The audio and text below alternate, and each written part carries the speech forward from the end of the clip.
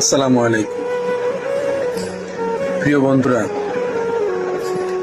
এই যে সামনেই ঈদ আসতেছে, এই ঈদের আনন্দটাকে আরো প্রফুল্ল করার জন্য আমরা অনেকেই আমাদের বাবা অথবা মায়েকে অনেক প্রেসার দিই। কি জন্য?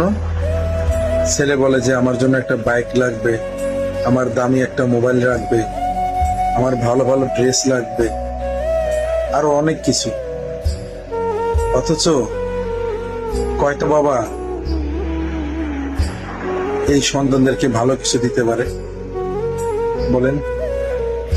সে বাবার সামর্থ্য যদি না থাকে, সন্তানকে কিভাবে দিবে? এই বিষয়টাকে একটাবারের জন্য কেউ চিন্তা করেছেন? একটা বাবার এক জোড়া জুতাতে কয়েক বছর চলে যায়, একটা শার্টে অথবা একটা প্যান্ট অথবা একটা লুঙ্গিতে কয়েক বছর চলে যায়। অথচ আমাদের 2 মাস না যেতেই আমাদের এটা লাগবে, ওটা লাগবে। তাই আপনাদেরকে আমি বিনীত অনুরোধ করব,